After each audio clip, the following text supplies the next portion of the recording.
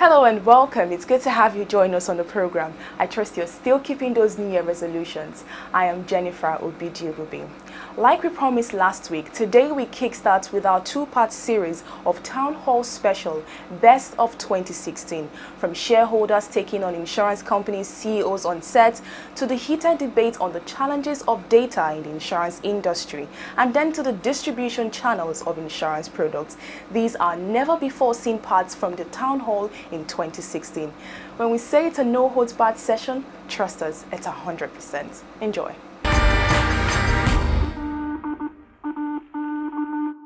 Who is responsible for the rating? Would you say is responsible for the rating business? The rating is an element of competition. If you look at demand and supply. Yes, it's the forces of market. If you look at it in terms of the assets we are insuring, compared to the assets they are insuring, even in South Africa, we have more assets to insure. But where South Africa we charge 100 naira % for a particular risk, we will be charging 25 kobo. Why do you people charge that? It's competition. It's competition. It's competition because somebody will go to him. There is no rate in Nigeria that you cannot bring down. This in Nigeria is only in the industry. Even when the federal government wanted to start the group life scheme, the budget for the group life scheme was something in the neighborhood of 20-something billion naira, which the government has calculated based on advice from actuaries.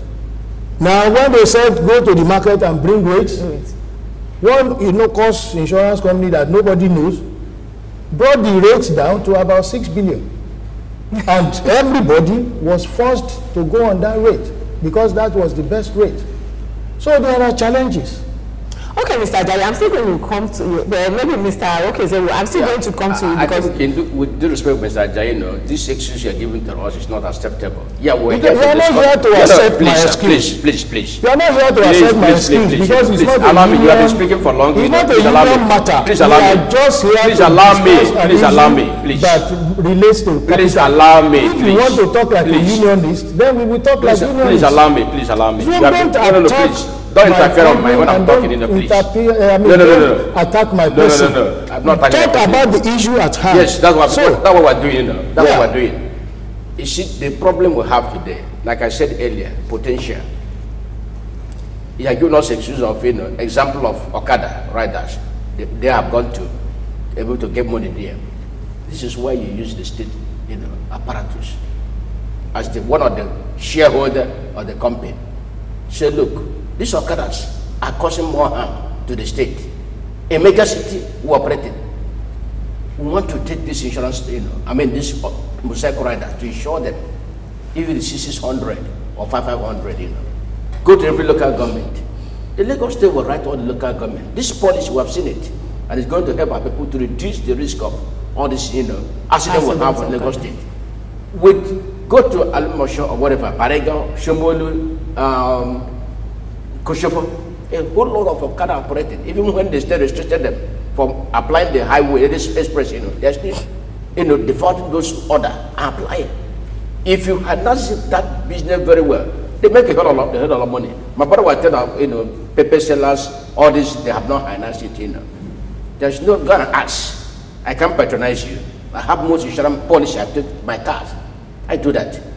But if I'm doing another business risk, that I need to insurance, I will go. That's the truth. By the time year ends, I've done it. I renew my car, something in them.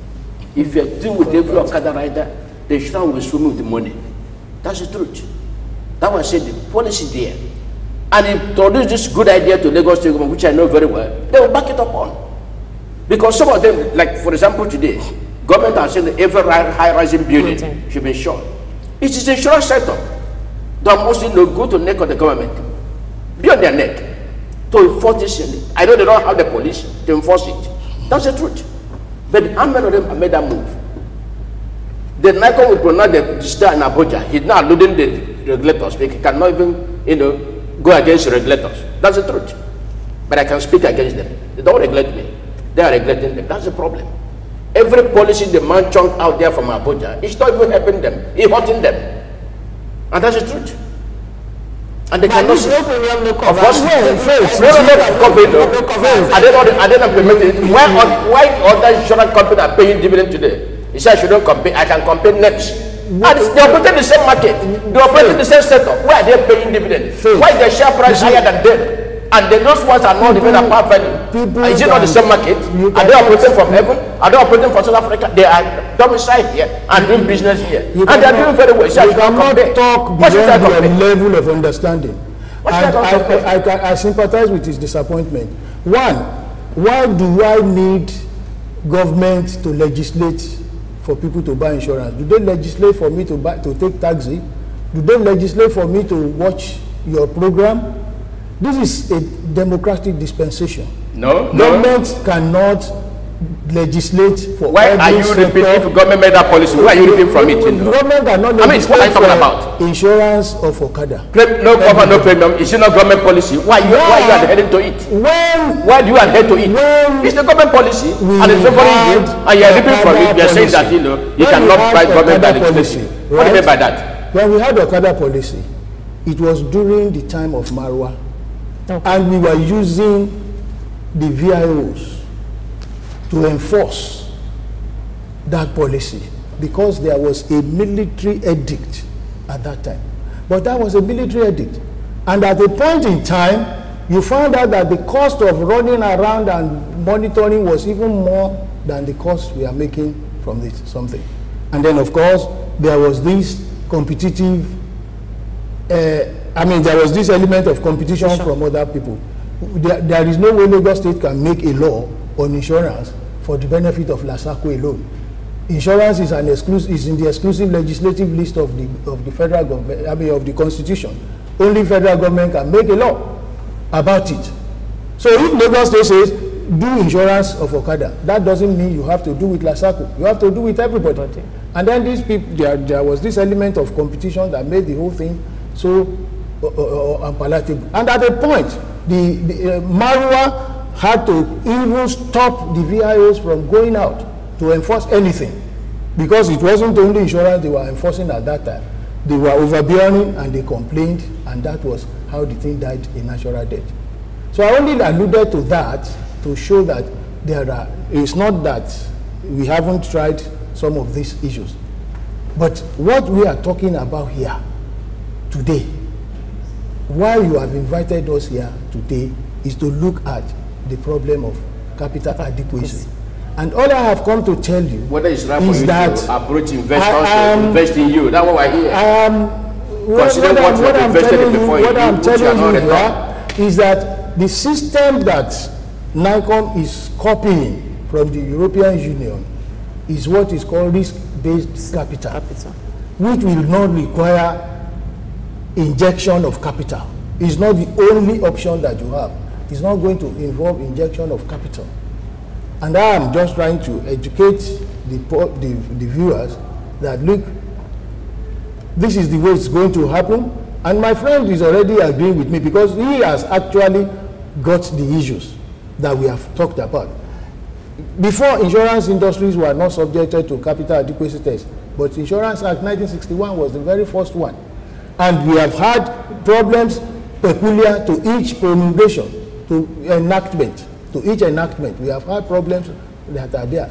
If there are no problems, there will be no inventions. So we have to solve the problems as we go.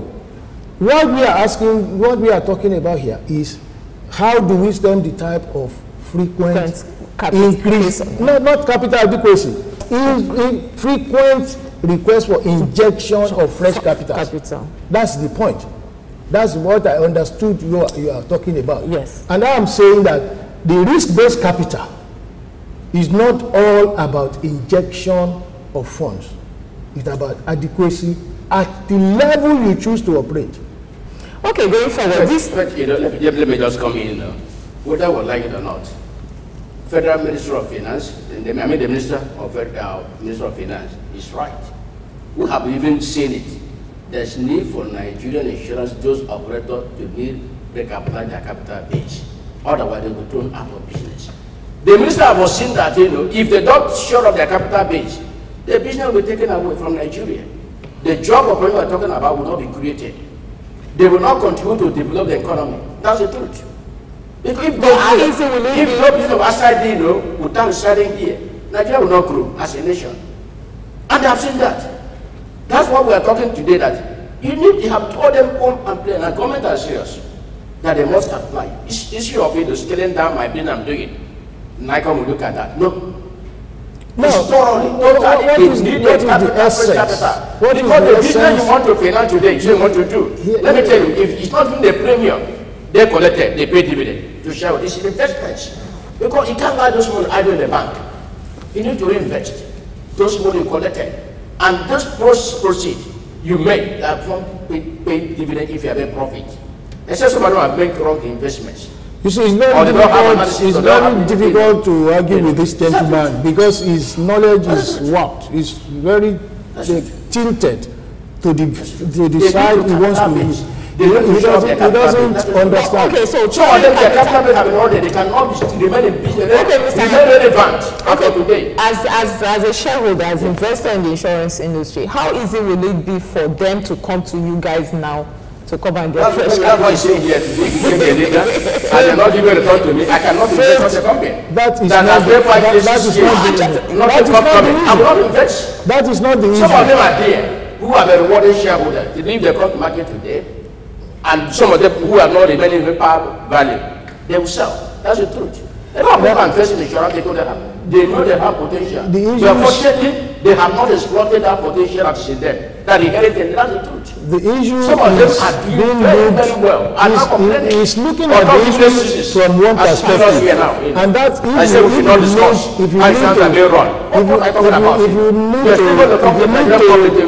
if you need to go into that direction, that is another topic. That's not the topic before. My friend here understands the issue. And is looking at it from a general perspective. Some of them are choosing not to do well, but some of them are choosing to do well. The point is here is different from the issue.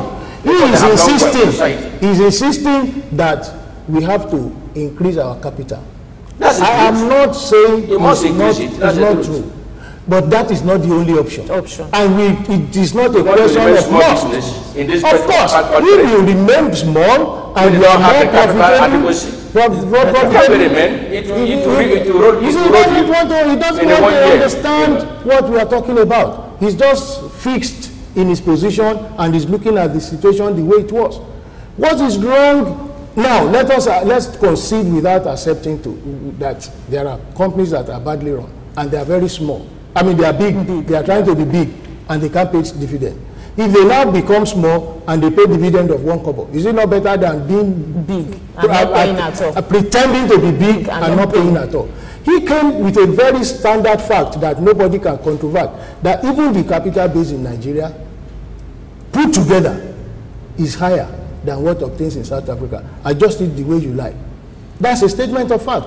So why do you need to ask a company who is doing business as 3 billion to go and have the same capital requirement as a company doing 25 billion?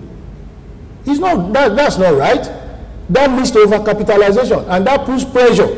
Maybe if the company doesn't need more than 2 billion naira and is allowed to operate at 2 billion naira, it will have something to pay to shareholders. Some of them have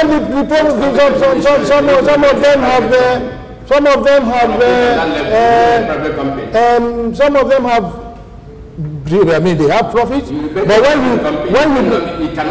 but you can also start a private company of your own. You can also start a private company of your own if you think insurance is that profitable. Then start a private company of your own. This is a freedom of expression. Government says, I mean, this is a free market. If you want to establish an insurance company, you can establish. Why do you want to be public before you put your money? If you think it's that profitable, collect yourself together, let your association start a private one. Don't call anybody and do it. But the point we are talking about, yeah, it is possible. They really meet the requirements. There is no entry barrier. There is no exit barrier. Anybody can wind up his company. Anybody can come into insurance. Mr. Jay, you always do it, so you are doing. That's the truth, you know. Yes. What concern the shareholder, they can suffer endlessly their company. Well, They don't concern you. you see, they don't show remorse. What remorse do you have to show? How much do you have in insurance? How much do you have? What remorse? All these shareholders, when they come, anyway, when we finish outside the camera, I'm going to deal with him. What do you have? What do you have in insurance? I'm going to deal with you. All of them, every family is a shareholder association. Two boys will come together and form shareholders association. There are recognizable shareholders association. When you see them, you respect them. Not backroom shareholders association like this one. When we finish, I will deal with him.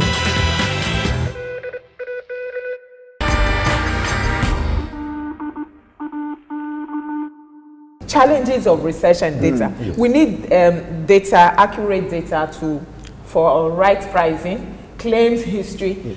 Oftentimes, I do feel, it's my own opinion as well, that sometimes the elitist insured in Nigeria, they actually take insurance companies for a ride. Because I insure with you, and tomorrow I collect claim or I don't collect, I move on to the next company, he's ready to give me rock bottom rate anyway. Mr. Thomas' company will not come to ask Mr. Obin and say, oh, this client has come to me, he was with you or she was with you last year, what's her claim history? And these are data that you readily get in more developed market, like the UK market, for example. So how do we move as an industry? How do we move from where they are now to where they are supposed to be? Maybe I can cut in here. Okay. Excuse me, please. Yes. I think probably we need to look at what are the factors that really hinders having accurate data in the insurance industry. For example, sorry, I'm using UK as example because I believe that the examples are relevant. For example, you see, in Nigeria, I have not seen any insurance company sponsor research. I've not had. In UK, you have insurance companies sponsoring research. Now, to undertake research is capital intensive. But here we don't have, if the fund is not there, you will see you won't be able to do a large scale research. At best, each individual researcher will be working because he didn't have the fund. There's a limit to which he or she can go. Another factor we need to look at is with the traditional insurance companies, we need to be away from our slumber. For example, now if you don't pay claims, for example, you don't encourage people to come and insure with you. But let us make good our promises. That's another area. If we make good our promises, now let's even take, for example, you want to collect some data on insurance. You now say, I'm doing some research on insurance. People look at insurance. They may not even willing to listen to you. But if you're talking about bank research, people will be happy to listen to you. But I tell you, insurance plays a lot of role in developing economy. Now, if people have a bad impression about the industry, we will not be able to get data to be able to work on. Another factor we need to look at is this. Our people are too, in insurance, in Nigeria, we are too narrow-minded. For example, ask bankers. They can tell you some other things after that their industry. But in our industry, people are just insurance alone. When you talk about something else, they switch off. They don't want to hear. And the point is, if you don't try to widen your horizon, for example, you might not be able to have an idea of how they work, other industry operate, and you can bring it to your industry. So these are some of the factors we need to look at. Another factor we should look at is this. Now, if we talk about collecting data, in UK, for example, if a company has a prospective client and he has filled the proposal and say, well, I have insured with this company before, there was no claim. You go to work to the insurance company and tell them, I'm from this insurance company, ask for the data, they will give you. That this company, they didn't insure it, they will tell you the year insured. If you have a claim, they will tell you the claim. If it was paid, they will tell you it was paid. But here in insurance in Nigeria, go to a company and say, company A, we had a client insured with you before, he said this and that. Could you please confirm this? You will be surprised that insurance company in Nigeria will not be willing to give you the information. Now, come to think of it, it's not as if you are coming to start a business now. The client has given you the business, but you just need information to be able to prove that what you committed on the proposal form, they are genuine information. But yet, we are not willing to give information which will help our industry. So you can see, in a way, in our market, there is no healthy competition. In UK, for example, they encourage competition because you have variety of products, not just like the normal policy fire theft. I'll give you an example. While working in UK market, a person wanted to talk about life policy, and they said, well, we can give you as addendum to your life policy some benefit on your motor insurance. Wow. And the person was impressed. Now in UK, for example, you could have like a no payment discount up to 90%. But in Nigeria, what we have been using since many years is the same thing we are using. It means, are we progressing or are we not progressing? So we need to progress. So if we are just straight jacket, what we have been doing 1960 to date, we are not improving. Look at bank, for example, bank industry, for example. There have been a lot of improvement, but ours, we are too conservative. We need to try to move out and then try to improve. Yes, I know that old landmarks are okay, but we can improve on them, so we can be able to widen our resources, so we can have data, and this would help our industry to move forward.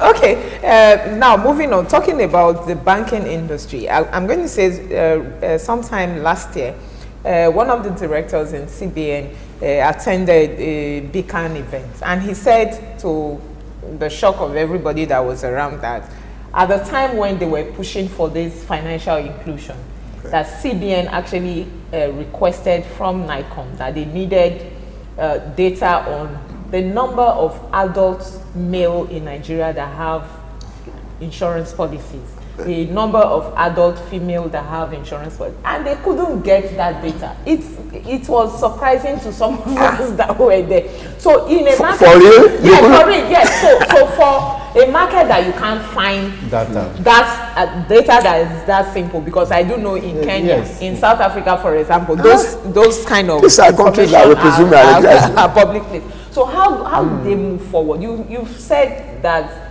it's expensive. We all agree, but how? As they say, if you say education is expensive, right. This industry, I do know, in my opinion, it has not developed much because of this absence of research and data in the true sense of it. So how do they move forward? How can they move forward from where they are now? Okay, well, I will say, among others, insurance companies need to come alive. It is not too much if insurance company should have a research unit. Yeah. Because if you have a research unit, you will engage researcher, for example. Even you may not want to engage, as you have one of your staff that you know is research inclined, and then you begin to, okay, let's begin to collect our data. Now, if each company have their data handy, and NIA or NICOM ask for data, there's something to give out. But where in-house, each company are not having their data. For example, go to some company, for example, you ask them, last year, how many insurance policy? No, they look at in terms of income. As how many insurance policy? As in counting 1, 2, 3. Yes. What did you issue last year? Don't be surprised. Many insurance companies in Nigeria would not be able to tell you we underwrote about 100 insurance policies were underwritten last insurance year. Now, if each company could not have an in-house data, now tell me, if NICOM calls for data, NIA calls for data, how would they be able to provide this data? So I will suggest each insurance company should have a research unit, because it doesn't take too much. The same of you have just one small place in your office. Put it just there, research. Maybe you want to put the marketing research unit. Just someone is there. So when you want to data, let the person be in charge, get the data. So it means the company will have information about that. So that if company B comes to your company, last year, how many company policy did you issue last year? Yes, we have issued so. But if we don't have research unit or research department or research people in insurance company, we won't be able to get data. Another thing we can do is, I noticed that when I was in Switzerland, for example, some courses were organized, and I saw insurance company MDs attending the course from Nigeria. Those courses were meant for cracks. But you see insurance company MD attending such courses. Now tell me, what interest is that course to an insurance company MD? But if a clerk, you have allowed a clerk to go, the clerk will come back and of course by his time because as an MD, you don't need it. But that's what you have in this industry. Now let us try to, insurance company really should expose the workforce. Yeah. Let the staff. When I was in the insurance industry, I worked before I went into full-time lecturing for over 14 years. I can tell you, it was only once I attended a course, and it was the last 2 years before I left the industry. That was the only company I spent many years there with course. I never attended any course. Now, for example, if you are making a staff for some years and he's working in your company, he has never attended any course, he has never met with other people from other places. How do you think the person will be more innovative? The person needs to be fired because he will say that yes, you need to, but he's just in here. The same thing he's doing. Everything will become monotonous. So we need to try to expose our workforce, and that will help us.